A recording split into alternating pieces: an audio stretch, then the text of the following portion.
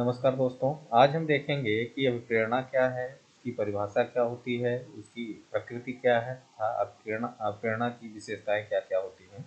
तो जब हम अभिप्रेरणा या मोटिवेशन की बात करते हैं तो मोटिवेशन वास्तव में एक लाइन में समझें तो ऐसी शक्ति है जो हमें किसी कार्य को करने के लिए प्रेरित करती है। ठीक, ऐसी शक्ति जो हमें कोई कोई कार्य करने या किसी कार्य में लगाने के लिए प्रेरित कर दे, वही अभिप्रेरणा कहलाती है। अब प्रेरणा को जो है अलग-अलग तरीके से अलग-अलग लोगों ने बताया है। अब जैसे यहाँ पर प्रेरणा के शाब्दिक और मनोवैज्ञानिक दोनों अर्थों में अंतर पाया जाता है। हाँ, शाब्दिक अर्थ में किसी कार्य करने का बोध होता है प्रेरणा से, मोटिवेशन से मतलब हाँ, कि जो हमारे स्टिमुलस है, जो भी उत्तेजनाएं हैं, उसके जो है अगेंस्ट हम कोई क्रिया करते हैं तो वह अभिप्रेरणा के अंतर्गत आता है। यह जो है आपका शाब्दिक अर्थ ये बताता है। लेकिन मनोवैज्ञानिक अर्थों में अभिप्रेरणा क्या है कि अभिप्रेरणा आंतरिक उत्तेजनाएं हैं या आंतरिक शक्ति है जो हमको किसी कार्य को करने के लिए प्रेरित करती है। हाँ, यदि कोई आंतरिक शक्ति हमें किसी कार्य को करने के लिए प्रेरित करे तो वह मनोवैज्ञानिक रूप से अभिप्रेरणा कहलाएगी। अब अभिप्रेरणा के कई अर्थ जो है हो सकते हैं। अब इसका एक ब्रॉडर सेंस जो है जो बनाया गया है कि अभिप्रेरणा में जो है कौन कौन से तत्व सम्मिलित रहते हैं। तो उसमें देखिए पहली बात है प्रेरक की, मोटिव्स की, कि प्रेरक उसमें सम्मिलित रहता है। प्रेरक व्यक्ति के अंदर उपस्थित मनोशारीरिक दशा को किसी कार्य विशेष के लिए प्रेरित करता है। तो आपके अंदर जो प्रेरक है, मोटिव्स है, उसकी सहायता से आप किसी कार्य को करते हैं। अब इसको ऐसे समझें कि मान लीजिए आपको प्यास लगती है, तो प्यास के लिए आप प्रयास करते हैं, पानी पीते हैं और आपकी जो है प्यास बुझ जाती है। तो ये पूरी की पूरी एक प्रक्रिया है। तो यहाँ पर प्रेरक आपका क्या है? थ्रस्ट है, प्यास है। हाँ, फिर प्रणोदन होता है। प्रणोदन का संबंध शरीर की आवश्यकताओं से होता है। प्रत्येक व्यक्ति की मनुष्य की आवश्यकता है उस कार्य को करने के लिए प्रेरित करे। मनुष्य को भूख और प्यास लगना इसी का संकेत है। तो ये ड्राइव जो है, थ्रस्ट से आपकी ड्राइव निकलती है। ड्राइव आपको किसी कार्य को करने के लिए प्रेरित करती है ताकि आप वो कार्य करें।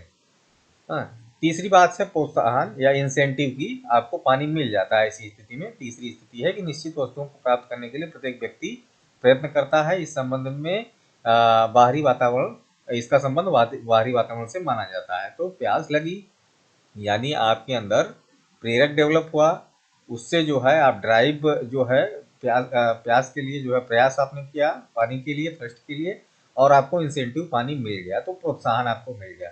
चौथी बात है उत्सुकता की। ये भी बहुत जरूरी है। मोटिव जो है प्रेरणा में उत्सुकता अगर है तभी जो है चीजें आगे बढ़ेंगी। उत्सुकता के द्वारा व्यक्ति किसी कार्य को संपन्न करने को अभिप्रेरित होता है।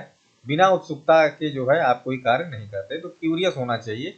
अगर क्यूरियस हैं तो आप जो है जाहिर सी बात है मोटिवेट होंगे किसी कार्य के लिए। पांचवी चीज है इंटरेस्ट की, रुचि की। अगर किसी विषय में, किसी जो है पर्टिकुलर खेल में, किसी कार्य में आपकी रुचि है तो उसके लिए भी आप मोटिवेट होंगे और उस कार्य को करने के लिए आगे बढ़ेंगे। छठवीं बात है लक्ष्य की। तो लक्ष्य अगर आपको मिल जाता है और संतोषजनक मिलता है तब भी आप मोटिवेट होंगे उस कार्य को करने के लिए। नेक्स्ट बात है प्रेरणा की परिभाषा है। तो कई लोगों ने कई तरीके से प्रेरणा को परिभाषित किया है। जैसे गिलफोर्ड कहते हैं कि प्रेरणा एक आंतरिक दशा या कारक है जिसकी प्रवृत्ति क्रिया को आरंभ करने या बनाए रखने की होती है। हाँ? तो ये एक जो है दशा है जो चलती रहती है। किसी कार्य को कंटिन्यू आप करते रहते हैं। गुण कहते हैं कि किसी कार्य को आरंभ करने, जारी रखने और नियमित बनाने की प्रक्रिया ही प्रेरणा कहलाती है।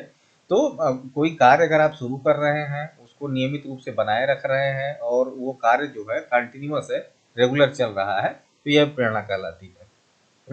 वुडवर्थ ने बहुत अच्छी डिफिनीशन दी। वुडवर्थ कहते हैं कि आपकी योग्यता जो होती है, किसी व्यक्ति की योग्यता, वो अभिप्रेरणा पाकर ही आगे बढ़ती है। यानी जो आपका अचीवमेंट है वो आपकी दो चीज़ों पर निर्भर करता है।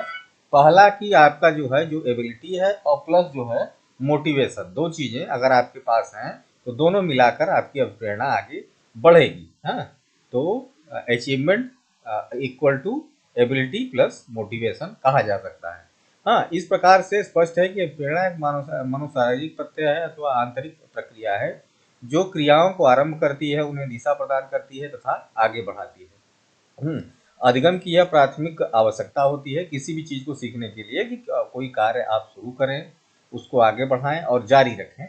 अभिप्रेरणा के अनेक आंतरिक कारक होते हैं जो जीव को क्रियाओं के लिए प्रोत्साहित करते हैं और उन्हें जारी रखते हैं, परंतु अधिगम में आवश्यकताओं का विशेष महत्व होता है। ठीक है, ये सारी बातें जो है अभिप्रेरणा से उसके डिफिनीशन से संबंधित है कि किसी कार्य को करने के लिए जो भी आपकी जो है प्रेरक हैं, जो भी शक्तियां हैं, वो आपको हमेशा आगे बढ़ाती रहती हैं, यही अभिप्रेरणा कहलाती है। अब इसका नेचर देखें कि अप्रेरणा की प्रकृति क्या है। तो अप्रेरणा एक मानव शारीरिक या आंतरिक प्रक्रिया है। हाँ? ये आपके अंदर से निकलती है किसी कार्य को करने के लिए। हो सकता है कुछ आवश्यकता हो, या आपका इंटरेस्ट हो, या आपका लक्ष्य हो, या आपका जो है क्यूरियसिटी हो, किसी भी तरीके से वो आपके अंदर से निकलती है। ठीक है, यह आंतरिक प्रक्रिया किसी आवश्यकता की उपस्थिति में उत्पन्न होती है। फिर है यह शरीर की आंतरिक प्रक्रिया किसी कार्यकलाप की ओर उन्मुख होती है जो आवश्यकता को संतुष्ट करती है। ड्रेवर कहते हैं कि प्रेरणा एक चेतन अथवा अचेतन प्रभावशाली क्रियात्मक तत्व है जो व्यक्ति के व्यवहार को किसी उद्देश्य की ओर चलायमान करती है। मार्गन कहते हैं कि प्रेरणा को क्रिया का चयन करना बताया है मार्गन साहब ने, अथवा निर्दिष्ट दिशा में कार्य करने की तत्परता बताया है कि पर्टिकुलर दिशा में अगर आप कार्य कर रहे हैं तो प्रेरणा के माध्यम से ही करेंगे। फिर प्रेरणा जन्मजात या अर्जित दोनों हो सकती है। तो कुछ प्रेरणाएं आपकी जन्मजात होती हैं जैसे भूख प्यास, और कुछ अर्जित होती हैं कि आप किसी जो है पर्टिकुलर इंटरेस्ट में कार्य में लग जाएं। तो ये दोनों प्रकार की हो सकती हैं। फिर प्रेरणा के अंतर्गत सभी तरह के भीतरी और बाहरी उद्दीपक सम्मिलित होते हैं जो प्राणी के व्यवहार को परिचालित करते हैं। तो जब आपके अंदर कोई आवश्यकता डेवलप होती है तो बाहर और अंदर दोनों के जो है फैक्टर इफेक्ट करते हैं ताकि वो कार्य आप नियमित रूप से जारी रख सकें। हाँ, वो सारे के सारे अप्रेरणा के अंतर्गत आएंगे। फिर अप्रेरणा के अंतर्गत चालक का भी समावेश होता है, ड्राइवर, जो आपकी जो है चीज को, मान लीजिए आपको प्यास लगी है तो प्यास का लगना जो है ड्राइवर है, यहाँ पर ड्राइव है, जिससे जो है आप किसी कार्य को आगे बढ़ाते हैं, पानी को ढूंढना शुरू कर देते हैं। फिर चालक अथवा प्रोत्साहन से प्रेरणा का अधिकाधिक प्रभाव पड़ता है, फलस्वरूप व्यक्ति सफलता की ओर अग्रसर होता है। तो आपको इंसेंटिव मिल जाता है तो आप चीज़ों को और तेजी से करना शुरू करते हैं। यह शक्ति भीतर से जागृत होती है, इंटरनल होती है। जो बात हमेशा होती है कि मोटिवेशन अगर इंटरनल है तो बहुत सीखना बहुत आसान हो जाता है। फिर है प्रेरणा व्यक्ति की वह अवस्था होती है जो किन्हीं उद्देश्यों को प्राप्त करने के लिए निर्देशित करती है। तो पर्टिकुलर एक डायरेक्शन में आपको जो है मोटिवेशन भेजती है। अब अभिप्रेरणा की क्या विशेषताएं हैं उसको देख लें। तो अभिप्रेरणा शिक्षार्थी की एक काल्पनिक आंतरिक दशा है। Motivation is imaginary internal state of learner. हाँ, तो ये जो है आपके आंतरिक दशा है जिसके थ्रू आप जो है किसी कार्य को प्रारंभ कर देते हैं, शुरू कर देते हैं, जारी कर देते हैं। फिर प्रेरणा के माध्यम से बालक का व्यवहार एक खास दिशा में निर्देशित होता है। निश्चित दिशा में आप चलते हैं, इधर उधर भटकते नहीं। मोटिवेट अगर आप हो गए तो उसी पर्टिकुलर लाइन लेंथ में सही दिशा में चले जाएंगे। फिर शिक्षार्थी में उत्पन्न व्यवहार उद्देश्य या लक्ष्य की प्राप्ति जारी रहता है। फिर है यह अधिगम की क्रियाओं को प्रोत्साहित करता है। तो जो भी सीखने की सिखाने की प्रक्रिया है मोटिवेशन के माध्यम से ही जो है ये जो है आगे बढ़ता है, इनकरेज होता है। यह व्यक्तियों को समाज कल्याण के कार्य के लिए प्रेरित करती है। मोटिवेशन हमेशा जो है दूसरों के भलाई की बात करता है, समाज कल्याण की भी बात करता है। इसके माध्यम से छात्र का ध्यान पाठ्यपुस्तक की ओर आकृष्ट किया जा सकता है।